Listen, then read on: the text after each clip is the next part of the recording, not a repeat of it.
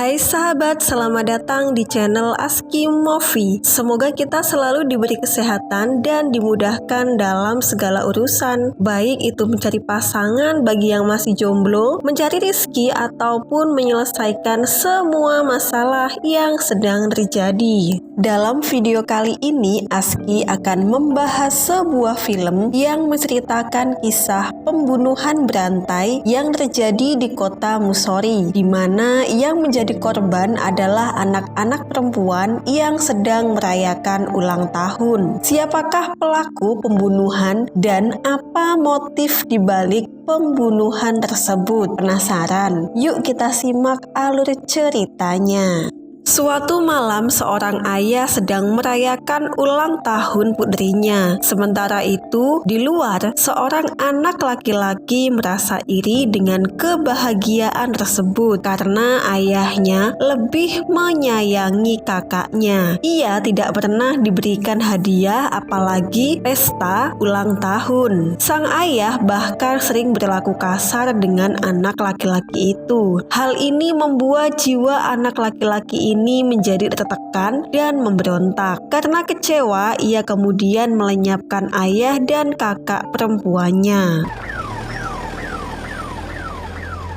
Johnny Khanna adalah anggota tim forensik terbaik di kota Dehradun. Ia memeriksa mayat seorang wanita. Johnny sangat cerdas ketika melihat mulut korban. Ia langsung mengetahui penyebab kematiannya. Ia kemudian menemui suami korban. Johnny mengatakan pelaku pembunuhan ini adalah suami korban sendiri. Johnny menemukan garam sodium mukloroasetat di dalam pasta gigi korban. Zat ini adalah racun berbahaya yang tidak berbau dan tidak berwarna. Benar saja, ternyata suami korbanlah yang meracuni istrinya. Hari itu, seorang anak perempuan yang bernama Jennifer sedang berulang tahun. Ia merayakan ulang tahun di sebuah gereja bersama sekelompok paduan suara. Jennifer kemudian memberikan permen kepada temannya Anya. Anya adalah keponakan dari polisi wanita yang bernama Megha Sharma. Di pagi hari, Megha Sharma sedang jogging. Ia tiba-tiba mendapatkan telepon dari anak buahnya yang bernama Rawan. Megha pun langsung menuju TKP. Ia menemukan mayat Jennifer yang dibuang di tempat sampah.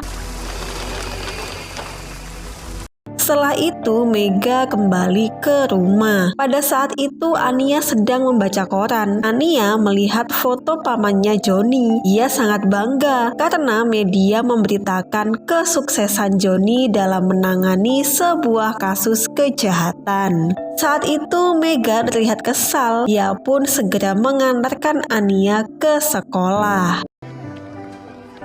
Dan saat itu, Megha diminta atasannya untuk menangani sebuah kasus kematian Jennifer. Kapolsek William Musori kemudian mendatangkan ahli forensik yang bernama Johnny untuk membantu Megha dalam memecahkan kasus. Namun Megha terlihat tidak senang atau keberatan. Ia tidak bisa membantah apa yang telah dikatakan pimpinannya. Dan sepulangnya dari kantor, Megha mengingat masa lalunya dengan Johnny. Ternyata Johnny adalah mantan pacar Megha. Megha kemudian mendatangi sebuah gereja yang tidak jauh dari sekolah Jennifer. Ia memeriksa rekaman CCTV.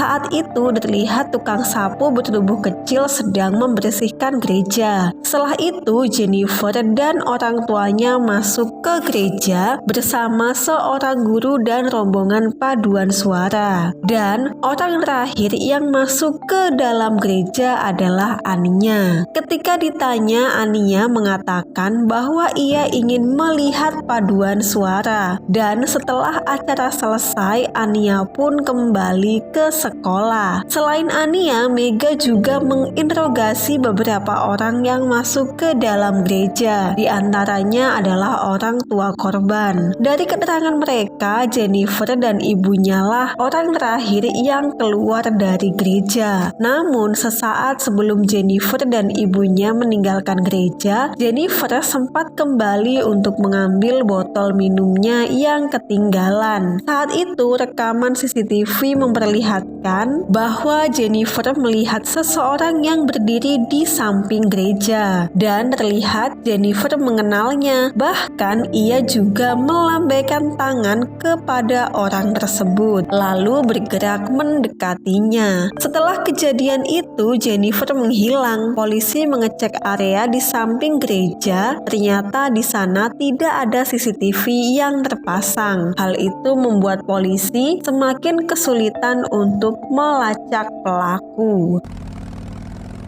Saat itu, Johnny datang ke kota Missouri untuk menemui Mega. Ia pun disambut gembira oleh keponakannya Anya. Namun Mega malah sebaliknya merespon dingin kedatangan Johnny. Selama ada di kota Missouri, Johnny tinggal di kediaman kakaknya yang bernama Abai. Abai memiliki masa lalu yang kelam. Ia menikah kemudian memiliki anak kembar yang bernama Adia dan Ania. 5 tahun yang lalu, Adia dan Ania sedang berulang tahun. Mereka dibawa kedua orang tuanya di sebuah karnaval. Namun tiba-tiba Adia menghilang dan kemudian ditemukan tewas jatuh ke jurang. Setelah kejadian itu, istri Abai depresi dan kemudian bunuh diri. Abai sendiri mulai putus asa yang mengakibatkan ia sering mengabaikan Ania. Karena kondisi kejiwaan Abai yang labil, pengadilan memutuskan agar anak Abai yang bernama Ania diasuh oleh Mega. Mega ternyata masih memiliki ikatan saudara dengan istri Abai, dan demi keamanan Ania,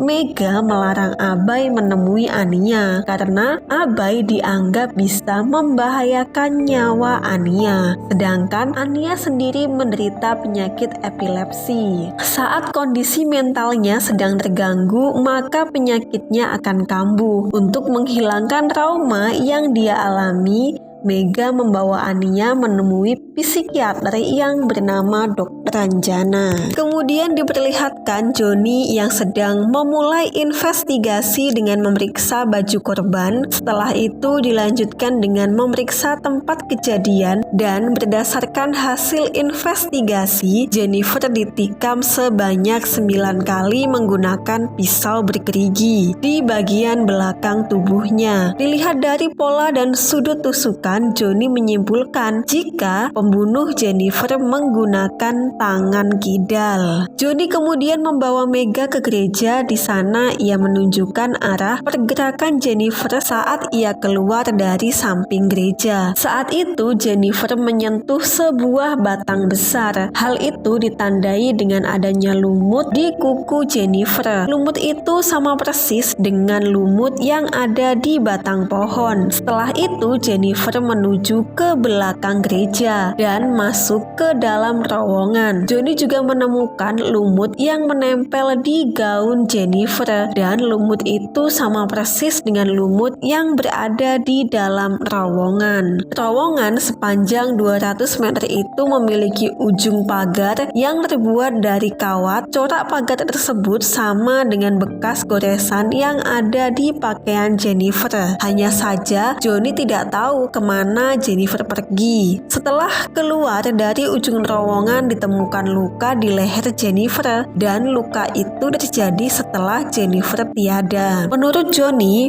pembunuh sebenarnya ingin membuang mayat Jennifer di luar pagar yang ada di tempat sampah. Namun ia tak dapat melakukannya. Hal itu dibuktikan dengan ditemukannya sehelai rambut Jennifer di pagar kawat berduri yang berada di dinding pembatas. Menariknya, tinggi pagar itu hanyalah 4,2 kaki.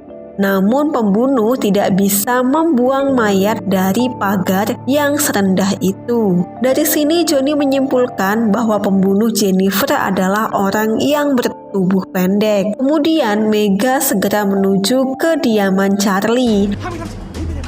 Charlie adalah petugas kebersihan gereja yang bertubuh pendek. Saat didatangi, Charlie justru melarikan diri. Ternyata area pemukiman itu dipenuhi orang-orang yang bertubuh pendek dan mereka pun membantu Charlie melarikan diri. Meski demikian, akhirnya Charlie tetap tertangkap. Ketika ia diinterogasi, Charlie membantah tuduhan jika dirinya telah melenyapkan Jennifer. Charlie mempunyai alasan mengapa ia lari dari kejaran Megha, karena memang ia takut dengan polisi. Selain bertubuh pendek, Charlie ternyata juga bertangan kidal dan ia cocok dengan ciri-ciri pembunuh seperti yang disebutkan Johnny. Hanya saja Megha tetap harus memiliki bukti untuk menyeret Charlie ke jalur hukum. Mereka membutuhkan saksi yang bisa membuktikan kesalahan Charlie, dan orang itu adalah Jasu Pahadi, karena Jasu adalah orang pertama yang menemukan mayat Jennifer. Namun saat dicari, Jasu Pahadi justru menghilang. Saat itu Johnny menemui Charlie dan menimbang berat badan Charlie, kemudian didapatkanlah gambar telapak kakinya. Johnny kemudian membandingkan telapak kaki Charlie dengan telapak kaki yang ada di TKP. Ternyata telapak kaki itu tidak sama. Johnny lalu membuat model telapak kaki pembunuh untuk dijadikan sampel. Sementara itu polisi Megha menggeledah kandang sapi dan ia menemukan Jasu Pahadi. Kemudian diperlihatkan psikiater yang bernama Ranjana sedang melakukan terapi. Ranjana memiliki ayah angkat yang bernama Ramesh Gupta. Ia menderita penyakit kanker. Dulu Tuan Ramesh adalah seorang guru di sebuah sekolah. Namun saat ini ia telah pensiun akibat penyakit kanker yang dideritanya. Saat itu Ranjana sedang melakukan terapi terhadap Ania. Diketahui bahwa Ania sangat membenci saudara kembarnya Adia karena Ania merasa jika Adia lebih disayangi kedua orang tuanya daripada Ania. Ketika Ranjana memberikan terapi kepada Ania, Tuan Ramesh sering melihat Ania dengan tatapan yang aneh. Saat ia selesai melakukan terapi, ia kemudian bertemu dengan ayah angkat Ranjana. Tuan Ramesh masih menatap Ania dengan aneh dan setelah saat itu Ania dinyatakan hilang. Malam harinya seorang anak yang bernama Aditi sedang merayakan ulang tahun. Dalam pestanya Aditi bermain petak umpet bersama teman-temannya. Namun beberapa waktu kemudian Aditi menghilang. Polisi pun datang untuk mencari, namun tak menemukannya. Johnny kemudian datang dan menemukan tetesan darah di rembutan yang ada di belakang rumah. Selain itu, ia juga menemukan jejak kaki pelaku yang berlumuran darah. Johnny menjelaskan berdasarkan telapak kaki yang ditemukan, orang yang melenyapkan Jennifer memiliki berat badan tidak lebih dari 40 kg. Hal tersebut kontras dengan berat badan Charlie 47,5 kg. Johnny pun juga berhasil mengidentifikasi jenis kelamin pelaku berdasarkan hasil sampel DNA. Pembunuh ternyata adalah seorang laki-laki dengan berat badan di bawah 40 kg.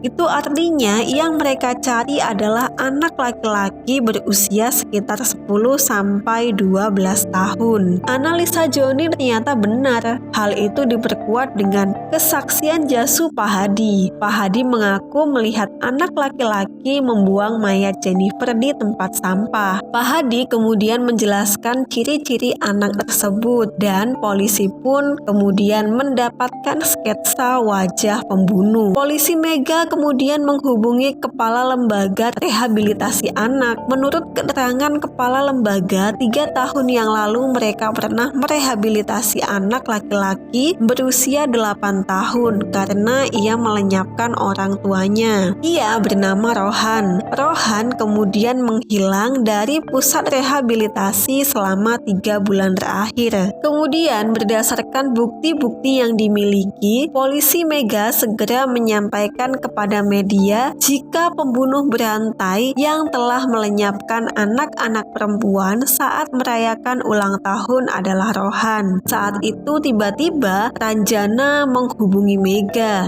memberitahu bahwa Ania menghilang. Lalu Mega pun meminta anak buahnya untuk mencari Ania. Setelah begitu lama mencari, polisi akhirnya menemukan Ania. Ia terlihat sedang bermain bersama Rohan. Polisi pun segera meringkus Rohan. Mega kemudian mencari di sekeliling dan akhirnya ia menemukan mayat Aditi. Setelah tertangkapnya Rohan, polisi Mega mendapatkan pujian dari pihak media dan akhirnya anak-anak perempuan di Musori pun bisa merayakan ulang tahun mereka. Di dalam penjara, Mega menginterogasi Rohan, namun Rohan tak banyak bicara. Ia hanya mengatakan bahwa bukan dirinya lah yang melenyapkan Jennifer maupun Aditi. Ketika dipaksa mengaku, Rohan malah marah. Dari interogasi itu, Joni menyimpulkan bahwa bukan Rohanlah pelaku yang sebenarnya. Joni juga mengatakan bahwa Rohan ternyata tidak kidal. Mega pun marah dan menyesal mempercayai Joni karena Mega sudah terlanjur menangkap Rohan dan media pun juga sudah menyebarluaskan berita itu. Tak lama kemudian polisi mendapatkan kabar bahwa seorang anak perempuan berusia 11 tahun bernama Bindia dikabarkan menghilang ketika merayakan ulang tahun. Sementara itu, di suatu tempat Ania sedang membawa mayat Bindia. Mungkinkah Ania yang melenyapkan Bindia? Jika demikian, apakah Ania juga yang melenyapkan saudara kembarnya 5 tahun yang lalu?